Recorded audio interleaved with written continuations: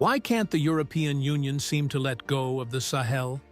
It's often called the poorest region in the world. When the military took over in Burkina Faso, the EU was quick to cut ties. They walked away, ending diplomacy and turning their backs. But now, they've returned saying the situation is too unstable and risky to ignore. Suddenly, EU officials are landing in Ouagadougou, smiling for photos, shaking hands, and holding closed-door talks with Burkina Faso's Prime Minister. They stayed for 3 full days trying to patch things up. So, what changed? Why is the EU now eager to rebuild its relationship with a government they once condemned as a dictatorship? Is this about peace, power, or something more strategic? And will Burkina Faso play along, or stand firm in its message that today's Africa answers to no one? That may be the real question. When Captain Ibrahim Traoré took control of Burkina Faso in September 2022, the EU didn't hold back. They strongly and publicly criticized the move. For them, it was just another military coup, another blow to democracy in the Sahel.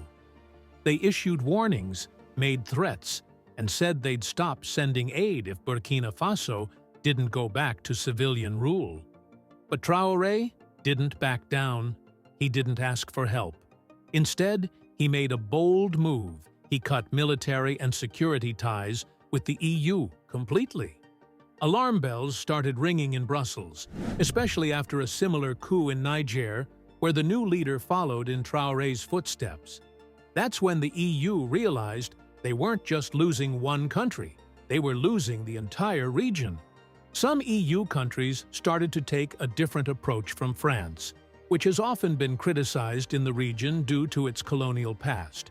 Germany, for example, was quick to condemn the takeover and paused diplomatic relations, demanding a return to civilian government before talking again. But nothing changed. Burkina Faso stood its ground. The threats didn't work. The pressure didn't move them. Eventually, it became clear Traoré wasn't bluffing. The military wasn't going anywhere. So Germany changed its tone. It sent a representative, offered a handshake, started quiet talks, and tried to rebuild the relationship they had once ended without hesitation. And Germany wasn't alone. Italy followed. Then Denmark. One by one, EU countries started to quietly return, trying to re-establish connections they had once cut so confidently. But the real question is, are they being diplomatic, or are they just desperate? Each country slowly began to see the truth. They need Burkina Faso more than Burkina Faso needs them, and now the EU is beginning to accept that too. After a quiet but important 3-day visit, the EU's special envoy to the Sahel, João Gomes Cravinho, made that very clear. Standing before the press in Ouagadougou, EU Representative João Gomes Cravinho chose his words carefully. But even his diplomatic phrasing couldn't hide the deeper message. Since 2021, the European Union has poured over 200 billion CFA francs into Burkina Faso. And it's clear they don't want to lose their foothold. Cravinho described the EU's role as part of an ongoing conversation. It's a polite way of saying that Europe is becoming increasingly anxious about being left out. During his visit, he held meetings with top officials, many of them behind closed doors. After 72 hours of back-to-back discussions, his takeaway was simple. The talks were useful, but we need to keep the dialogue going as long as both sides have ideas and goals. The conversation shouldn't stop. Still, observers around the world are asking, is this really about partnership? Or is it a scramble to recover influence in a region that stopped asking for permission? João Gomes Cravinho insisted there's a shared interest, calling the relationship a win-win collaboration. Yet his cautious tone suggested something deeper, a recognition that the EU can no longer dictate terms. He spoke like a man trying to fix a relationship that had long gone sour. We're aligned in our goals. The relationship should be strong and fair. The EU wants to be seen as a genuine partner. But behind the kind words was a subtle truth. The European Union is no longer in control. This cooperation isn't fixed. It adjusts to present-day realities, Cravinho admitted. In other words, Europe is slowly accepting that it no longer calls the shots in the Sahel. He ended his speech on a hopeful note. There's always room to grow. We're not there yet. Dialogue must continue, because when communication stops, partnerships fall apart. Let's be honest, no formal deal was signed.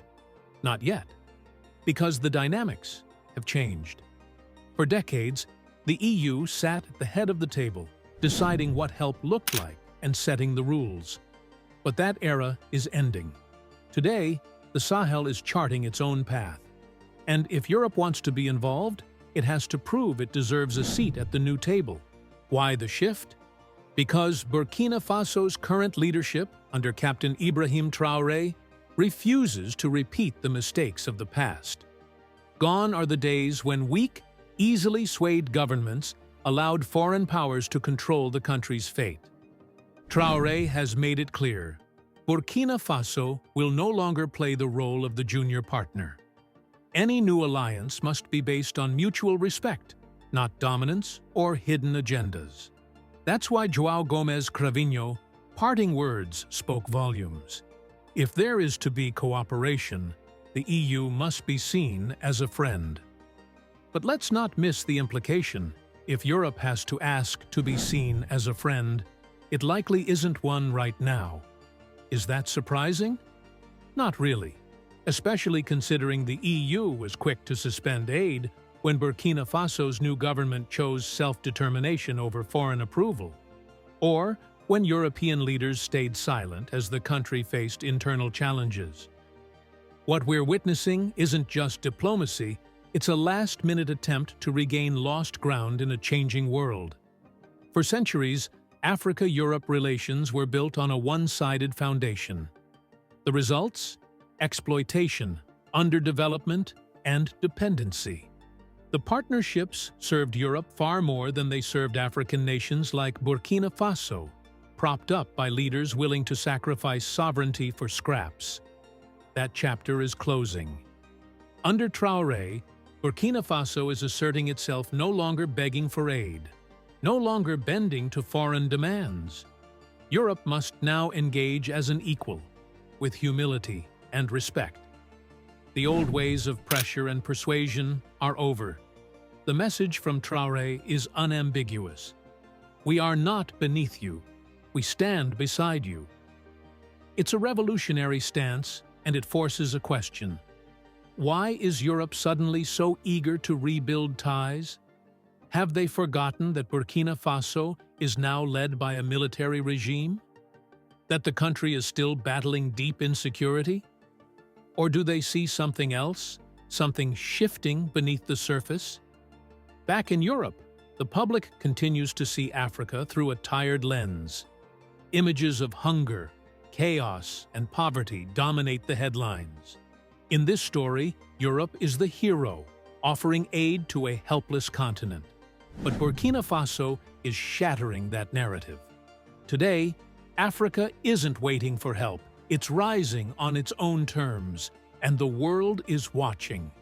When countries like Burkina Faso reject the roles assigned to them by Brussels or Washington, the backlash is immediate. Aid freezes, diplomatic lines go silent, and threats begin.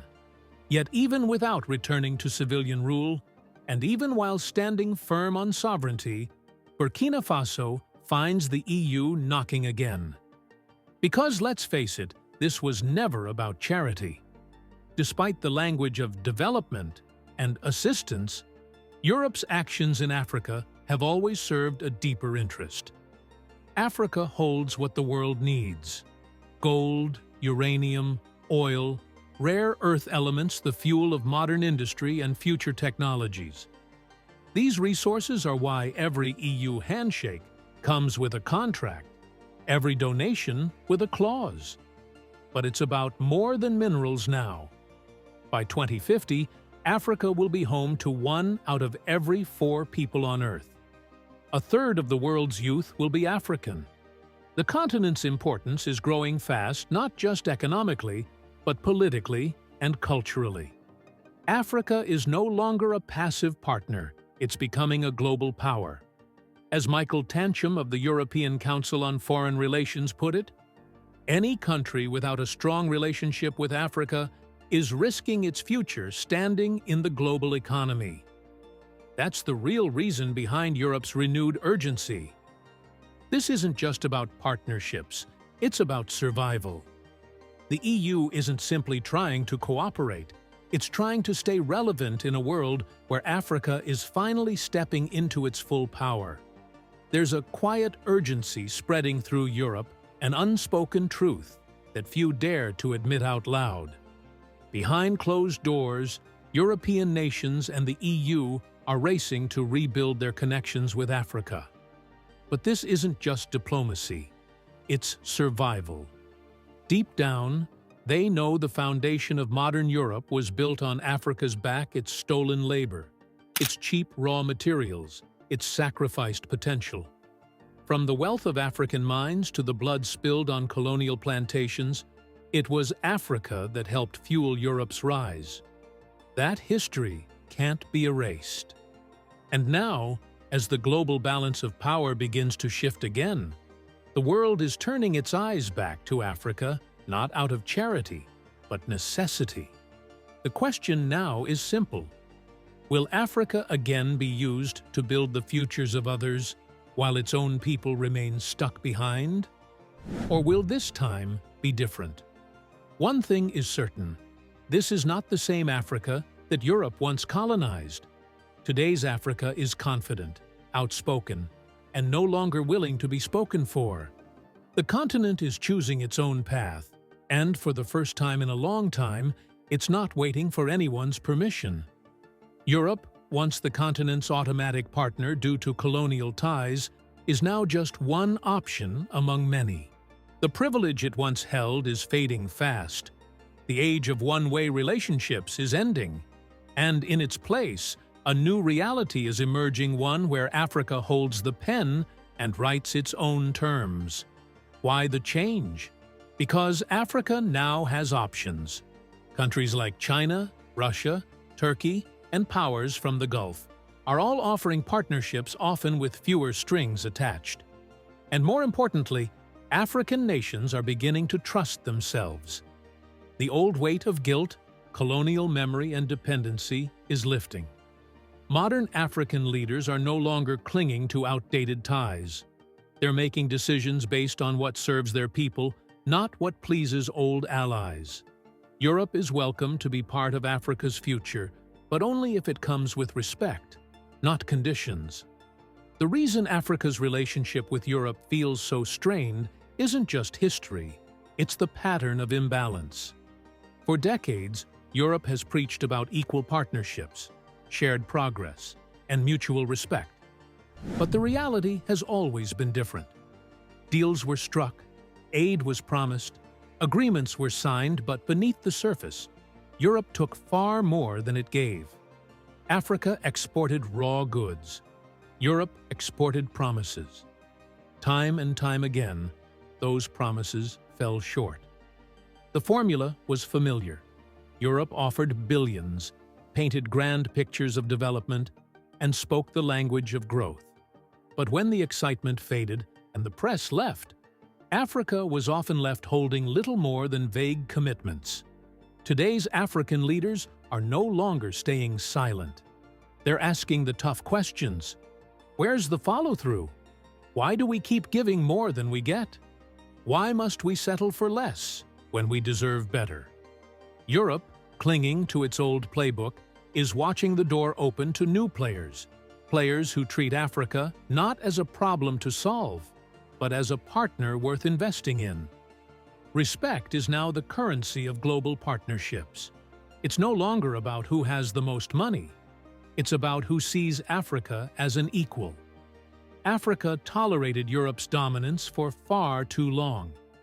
Even while exploring new alliances, many African nations continued to show up attending EU summits, signing MOUs, extending goodwill. But something changed in 2020. The pandemic didn't just disrupt the world, it revealed the cracks in these so-called partnerships. As COVID-19 spread across the globe, wealthy nations rushed to protect their own. Vaccines were produced at breakneck speed and distributed across Europe, Asia, and North America. But Africa? Africa was left behind, told to wait, told to be patient. And when doses finally came, many had already expired. That betrayal cut deep. To make matters worse, when African scientists stepped up developing homegrown vaccines, creating labs, building solutions, Europe and its institutions refused to recognize them. As if African innovation didn't count. As if saving African lives wasn't credible unless it came with a European stamp of approval. That moment told Africa everything it needed to know. The illusion of partnership shattered. The old story of "we help, you receive" collapsed. And across the continent, frustration turned into action. From Kigali to Pretoria, leaders began to speak out. Paul Kagame, Cyril Ramaphosa, and others raised their voices.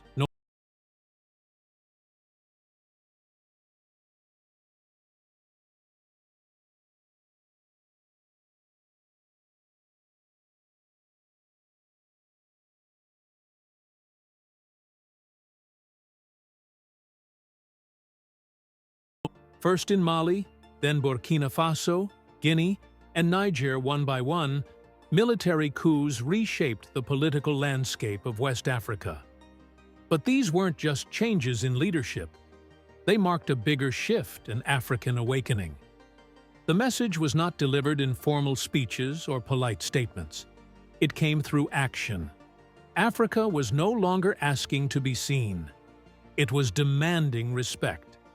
The old order where decisions were made in European capitals and imposed on African ones was breaking apart. Europe, especially France, now faced a choice: adapt to this new Africa or risk being left behind. For France, the change felt personal. Long considered the guardian of Francophone Africa, France saw itself as both guide and ally, though history tells a more complicated story. But the coups exposed the cracks. Across the Sahel, resentment bubbled to the surface. Not polite disagreement, rage. Rage at centuries of control, exploitation, and broken promises. Rage at being told what's best without ever being asked. As African nations turned away from France, they looked to others: Russia, Turkey, Iran, countries offering weapons, roads, hospitals, and investment without conditions. Western media blamed the military governments for stoking anti-French feeling. But this wasn't just a political narrative. This anger came from ordinary people: farmers, students, teachers, people tired of being dismissed, tired of being dependent, tired of being used. Meanwhile, China had been building its presence quietly for years, constructing highways, ports, and infrastructure while asking fewer questions. Unlike Europe, China wasn't trying to relive colonial glory. It bet that Africa could rise on its own terms and that Europe wouldn't see it coming. And Europe didn't. When the realization hit that Africa was slipping away, the reaction was predictable. Call a summit. The Europe-Africa summit, once delayed, then cancelled, was suddenly brought back in a panic. It was supposed to rebuild trust, but could a summit fix what decades had broken? By 2022, Africa had changed. It no longer showed up to these meetings just to listen. It came with its own voice. For the first time, Africa was making its own choices free from the guilt of the past, free from the pressure of former partners who gave aid with strings and demanded loyalty in return. Desperate to hold on, Europe offered big promises. EU leaders like Emmanuel Macron and Charles Michel tried to sell a new deal, a fresh partnership between equals. They pledged 150 billion euros in investments and millions of vaccines. But beneath the surface, the old habits remained. Africa was still treated as a problem to manage, a resource to control, and a place to keep rivals like Russia and China at bay, not as a true partner with its own vision. Across Africa, people were no longer buying it. From Bamako to Ouagadougou, leaders and citizens alike were asking hard questions. Why are we always promised more than we receive? Why does help always come with hidden costs? Why, after all this time, are we still being told what to do? The truth was hard, but clear. Real progress doesn't come from waiting. It comes from standing up. And Africa is standing now. By 2023, the EU returned again, this time to Nairobi, for the African Climate Summit. But the visit wasn't about trade or true partnership. It was another attempt to deliver Europe's agenda, now wrapped in the language of climate change. The irony wasn't lost on anyone. Africa, which contributed less than 5% to global carbon emissions, now bears the brunt of climate disasters, droughts, floods, failed harvests. Yet, it was Africa's land, its oil, its minerals, its forests, that helped power the industrial rise of Europe. African resources lit European cities and fueled European progress. And now, the continent is left to deal with the damage. For decades, Europe dug deep into Africa's soil, taking wealth without building true wealth in return. That era is ending. A new Africa is rising, one that remembers its past but refuses to be defined by it. One that listens but also speaks.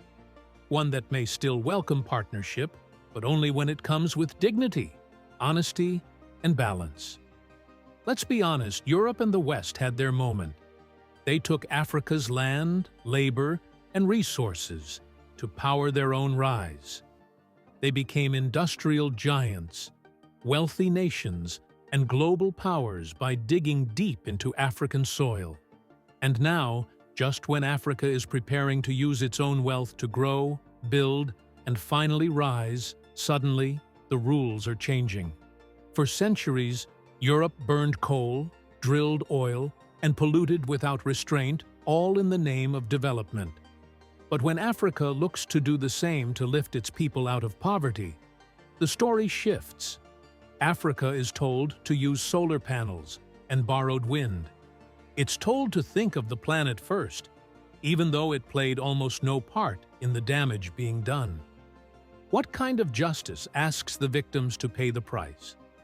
What kind of partnership asks one side to sacrifice its future for mistakes it never made?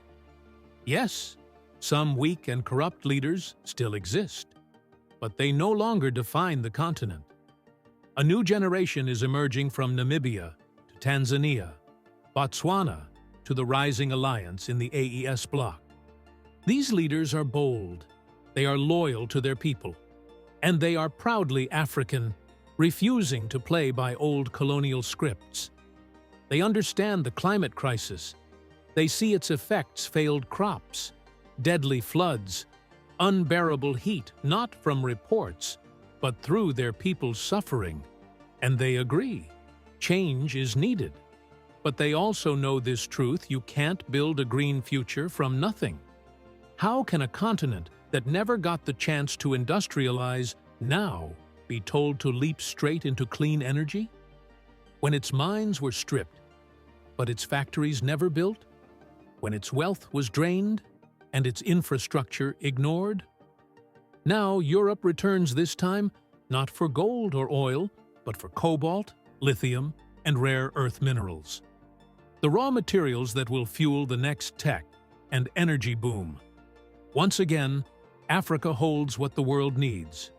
And once again, it's being approached not as a partner, but as a prize. Europe says it wants to be Africa's first partner in this new green transition. But the last time Europe was Africa's first anything, it brought centuries of inequality and control.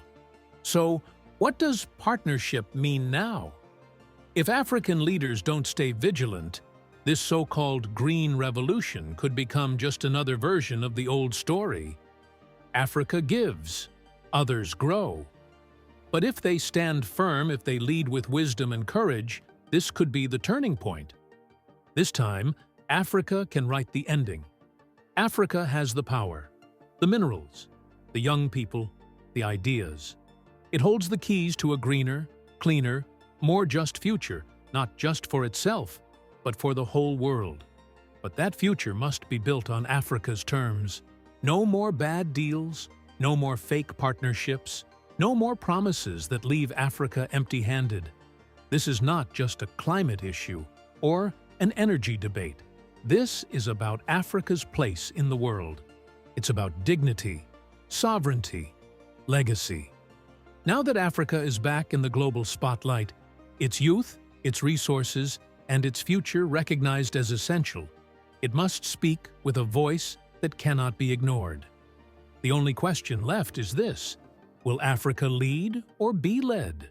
Will it reclaim what is rightfully its own, or let history repeat itself? The answer must come from within, because this is Africa's story now, and it's only just beginning.